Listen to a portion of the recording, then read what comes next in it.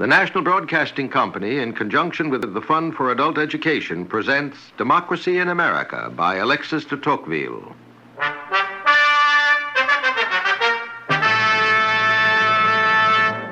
(1831). Are Americans well educated? Look for the learned, and you will be surprised how few they are. But if you count the ignorant, the American people will appear to be the most enlightened in the world. It cannot be doubted that in the United States, the instruction of the people powerfully contributes to the support of democracy.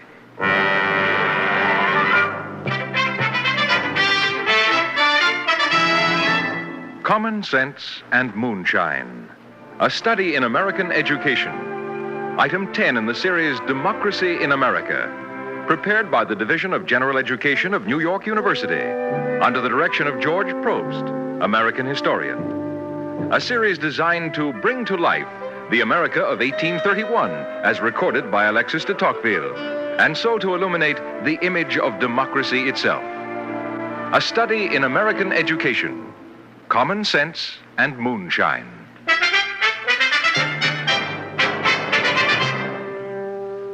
When Beaumont and I landed in America in May 1831, we were overwhelmed with the multitude of sights and sounds of the city of New York. But one thing struck us so forcibly by its absence. Where are the children? You are quite right, Beaumont. There are no children to be seen. Whereas Paris is overrun with children. Perhaps they are working in the factories. They were not working in the factories. Far from it. They were in school. The New York of 1831 had universal, free, public education. Out of a population of 200,000, 50,000 were in the schools. 1/4 of the entire population. And this is true of the whole of New England and New York State. Every citizen, as a child, receives the elementary notions of human knowledge. There is no country in which there is more respect for education. Or more suspicion of the educated man. Or more indifference to the position of teachers. These are strange contradictions, Beaumont, but they are ever present in this country that believes so ardently in the power of education. All the people you see, to whatever rank of society they belong, seem incapable of conceiving that the advantage of education might be doubted. They never fail to smile when told that this opinion is not universal in Europe. My dear Mr. Tocqueville, it's not a matter for discussion. Every American is sure that universal education is an absolute necessity to a free people like ourselves. I sympathize, but I am by no means convinced. My dear sir, there is no money qualification for either voting or holding office. Every man is a citizen. Every man must be educated. Is there no hostility between education and religion? None whatever. Schools, churches, roads. Those are three universal needs that all Americans agree on. But don't you find men educated beyond their position in life? Isn't there a danger that indiscriminate education can make men discontented? Discontented? What about? This is America. Yes, but... In America, sir, the resources of nature are far beyond the claims of man. There's no moral energy or intellectual activity which does not find a ready outlet. In America, sir, schoolhouses are the Republican lines of fortifications, the factories of citizens. I know that this is an idea that is alive in every American mind. And it's not merely an idea, sir. I have the figures by me. You are very fond of figures. All Americans like statistics. We may not always have much use for history. We are too much interested in the past. But statistics, now they can be a clue to the future. You can get an idea of the direction of progress. We like that. Progress and education. Now, in the state of New York at present, out of a population of around 2 million, there are 509,000 children between the ages of 5 and 16. And 97% of them are in school. Around 1 in 4, sir, of the entire population. Furthermore, any citizen at all who sees a child at play during school hours will ask, why aren't you in school? And unless he gets a good reason, he'll take that child straight off to the nearest schoolhouse. And people do it, sir. I've done it myself. That's the meaning of universal, free education. Indeed it is, but how can you possibly afford to educate so many children? Well, all European visitors ask that question and are surprised at what we're accomplishing. We can afford it because we must afford it. The principal expenditures of our states are on education. For every American, sir, knows in his heart, and will brook no contradiction, Mr. Tocqueville, that a people that is to govern itself must first educate itself. As a matter of fact, sir, James Madison, our fourth president, said once that popular government without popular education is a prologue to either a farce or a tragedy.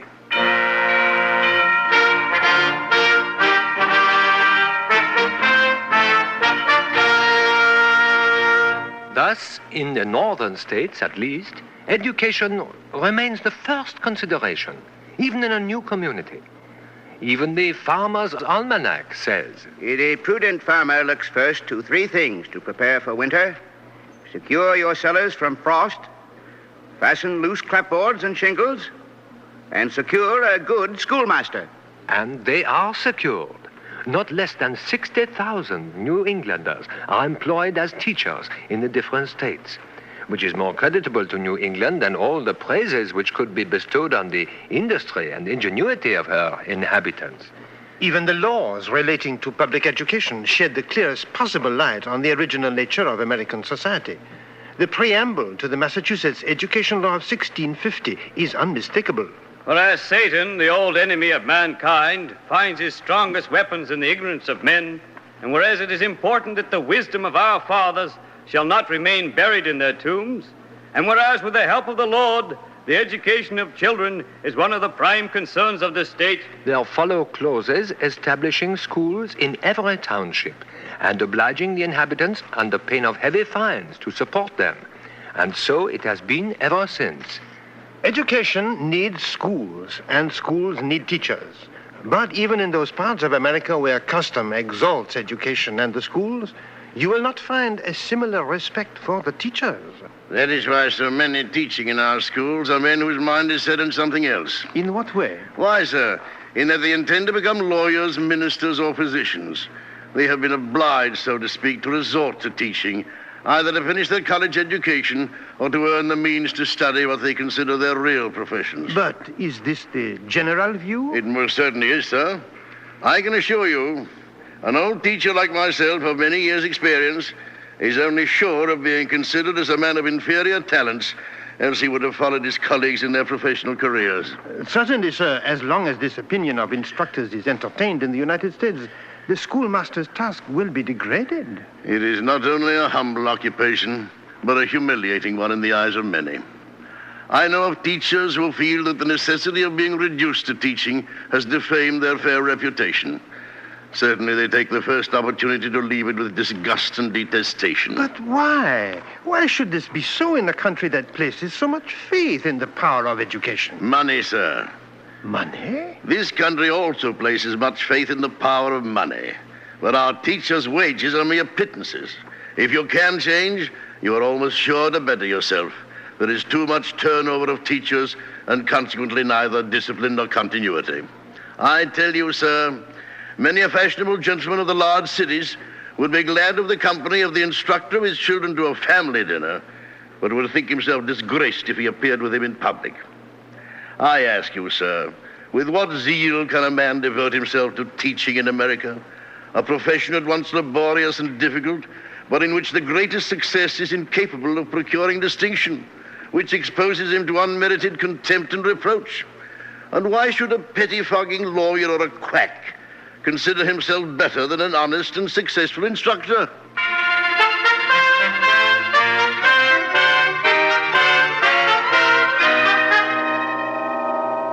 The Americans talk so much of the immense extent to which they carry the education of their people that one is apt at first to suppose that greater progress is made in the celebrated march of intellect than the result is found to justify.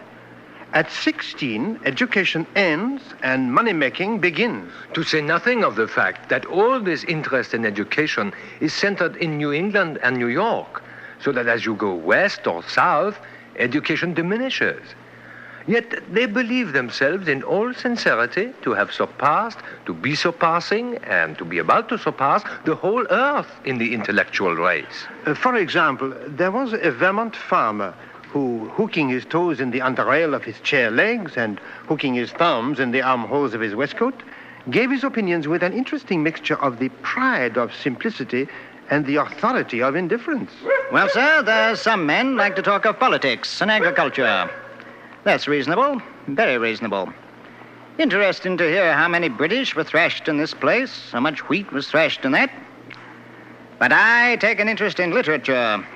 I've what you'd call a literary bent. Little more cider? No, thank you. Take a taste of the old St. Croix rum? Thank you. Well, that keeps the pork and beans clear from the bunkin pie. Well, now, sir, out here on the farm, I always devote my evenings to reading and learning. Writing, you know, and sometimes kind of geometry. What kind of geometry, sir? The arithmetic kind, I guess you'd call it. Now, I reckon myself a tolerable good scholar, for I'm a great one for reading. What do you read? Well, there's 3 books I'm always reading. The Bible, the Almanac, and the dictionary. But that's not all. I'm glad to hear it. No, sir. I take in a weekly paper. And once a fortnight, I ride over to Burlington, Vermont, to see what there might be new and cleverish in the bookstore. And what is there? Well, there's Goldsmith's History of Rome. That's a rather cute book, I reckon. I like it very much. And then there's the Natural History. That's considerably well done, I think. And Buchan's Medicine and Murray's Grammar. And some more, the like, I know pretty well. Them are all judgmatical books, I reckon. What do you think on them? Alas, I have not read them. But do you read novels or poetry? Well, I tell you, I never read no romances or poetry, but 2.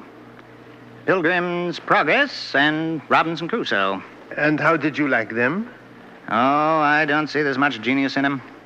They're too belittling, as Mr. Jefferson says, for a man to read. I see. Of course, you, sir, are an educated man. Yes, sir, I am. I've been able to get quite a sufficient lot of learning without going to any great trouble or cost. Do you know any of the classical languages? Latin, Greek? What in all creation have living people to do with dead languages? That kind of rubbish is only fit for colleges and universities, and such like aristocratic places for the high-born and the rich. All they ever learn at those places is gaming, drinking, and wenching. I don't need 'em. I'm self-educated.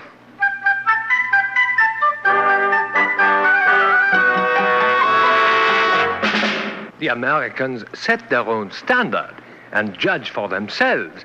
But because they all use the same rules for the direction of the mind, they nonetheless end with something very like their neighbor's opinion. This follows from their philosophical method. What is the philosophical method of the Americans?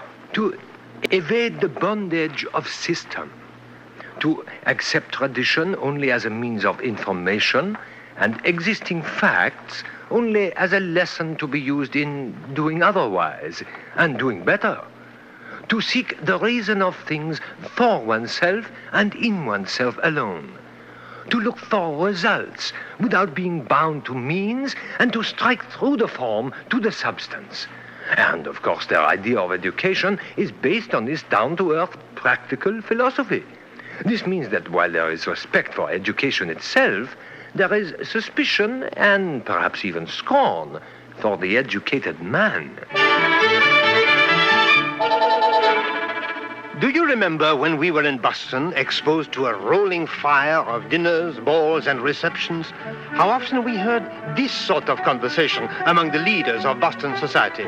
They warmly approved the use of elementary education, but there was a very different attitude towards higher education.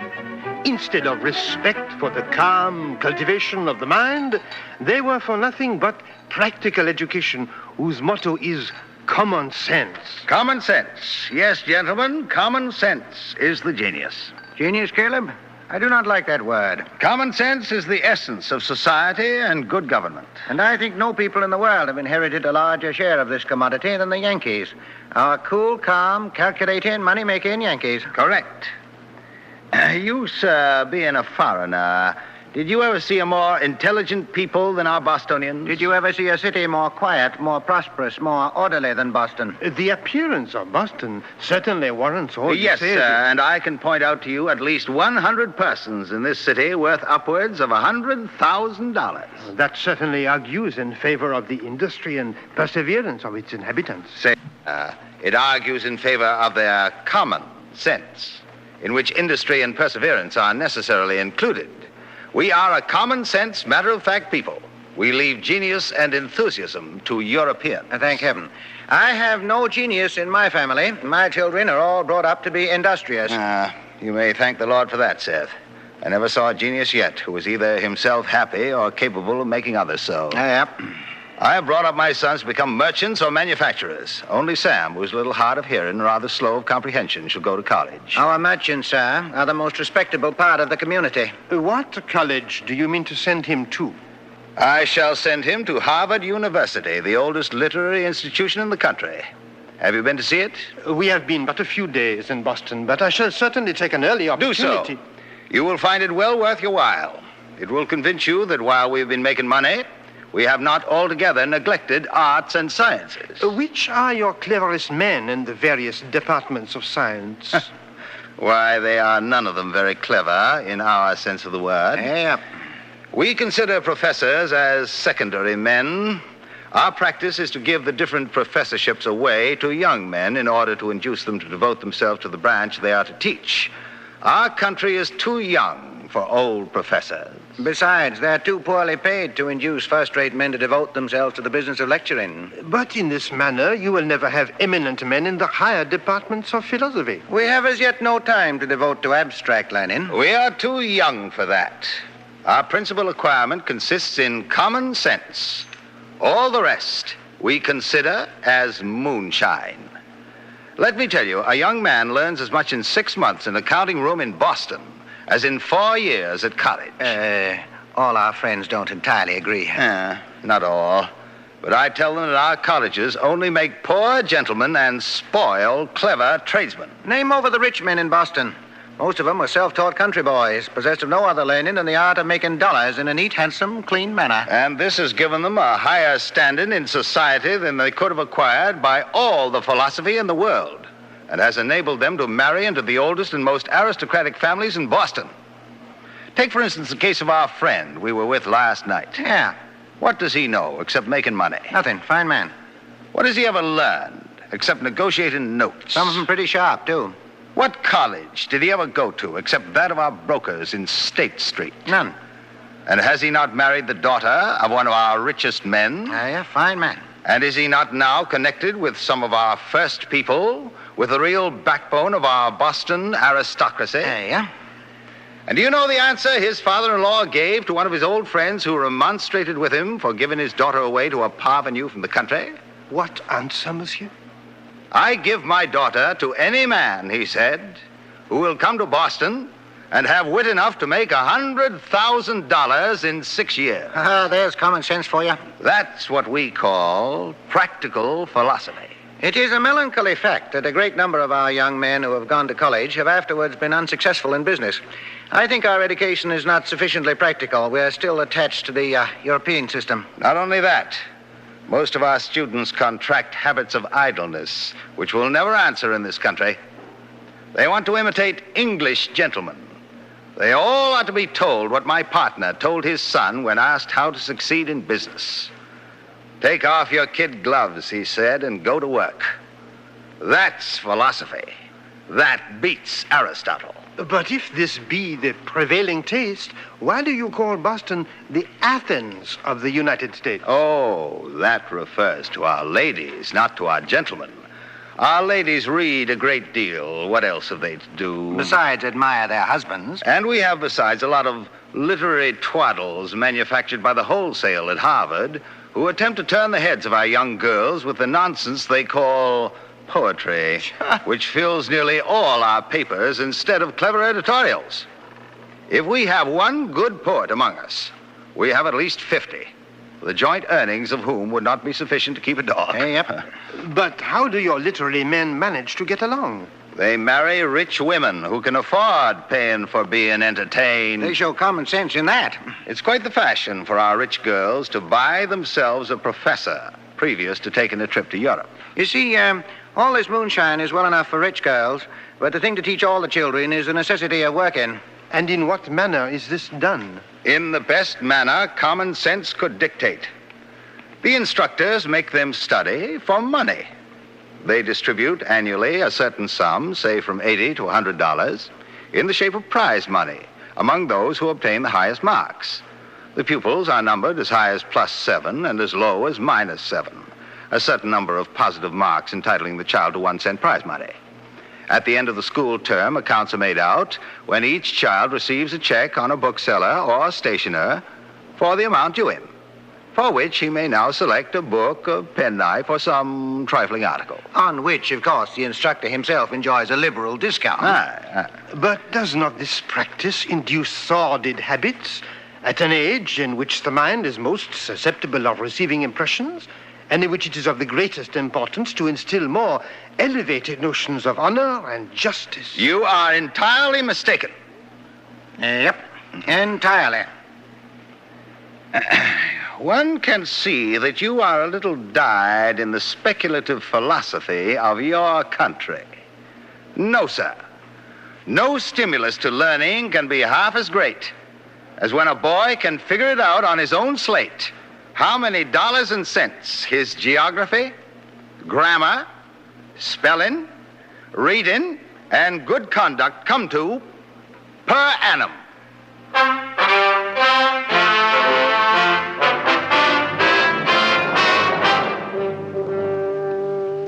In America, most of the rich men were formerly poor. Most of those who now enjoy leisure were absorbed in business during their youth. The consequence of this is that when they might have had a taste for study, they had no time for it. And when the time is at their disposal, they have no longer the inclination. I do not believe that there is a country in the world where, in proportion to the population, there are so few ignorant and at the same time so few learned individuals. Primary instruction is within the reach of everybody. Superior instruction is scarcely to be obtained by anybody. Their education generally ends at the age when ours begins. If it is continued beyond that point, it aims only towards a particular specialized and profitable purpose. One studies a branch of knowledge as one takes up a business, and one takes up only those applications whose immediate practicality is recognized. Thus, a middling standard is fixed in America for human knowledge. All approach as near to it as they can, some as they rise, others as they descend. Man cannot prevent the unequal distribution of the gifts of intellect, but although the capacities of men are different, as God intended they should be, the means that Americans find for putting them to use are equal. Practical education, therefore, is a form of enlightened self-interest. The clearest lesson of wisdom on this concerned a hard-working Massachusetts mechanic. Here tell they're fixing to build a normal school. Right. Normal school. That's to educate teachers for all the public schools. Right. I guess it would be right good. We can use one of them. I guess so, Amos. Well, I guess you'll be raising money. Don't get much done without it. I brought along a subscription. Here's my check to help establish one of those teacher training places. Well, thank you kindly, Amos. I'll just give you a receipt. Wait a minute. It says here $1,000. You better change that quick. Why? You're not a wealthy man, Amos. Didn't you mean $100 and put down a cipher too many? Nope. Well, you can't afford that much. After all, you're the father of a family. Right. I am the father of a family. And how can I help my children better than by seeing they get decent teachers? If I want to educate my children, I've got to educate the community they're living in.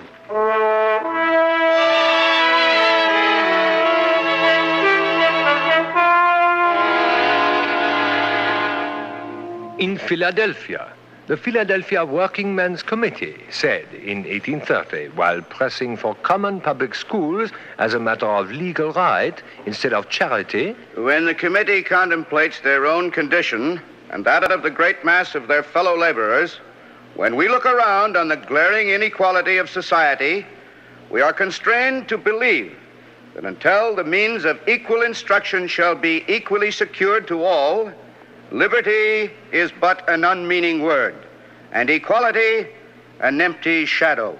Education is the priceless advantage. As the great Benjamin Franklin said, if a man empties his purse into his head, no one can take it from him. But yet better not be found out. However, this passion for education does not apply to the South, where a few receive a good non-practical contemplative education. Yet, in general, it may be said that education languishes in the South. Indeed, you can find people on the extreme borders who are totally illiterate, as in France. But even in the South, the power of education is respected. All laws relative to slavery forbid the education of slaves. Not only are the public schools closed to them, but their masters are forbidden to allow them the most elementary instruction. One South Carolina law imposes a fine of 100 pounds sterling on the master who teaches his slaves to read. The penalty is no greater if he kills them. In general, however, Beaumont, the effort made in America to spread useful education is truly prodigious. The universal and sincere faith that they possess here in the power of education seems to me one of the most remarkable features of America. There results one of those powerful efforts, quiet but irresistible, that nations sometimes make when they march toward a goal with a common and universal impulse. There has never been under the sun a people as enlightened as the population of the north of the United States in the year 1831. Because of their education, they are more strong, more skillful, more capable of governing themselves and enduring the condition of liberty.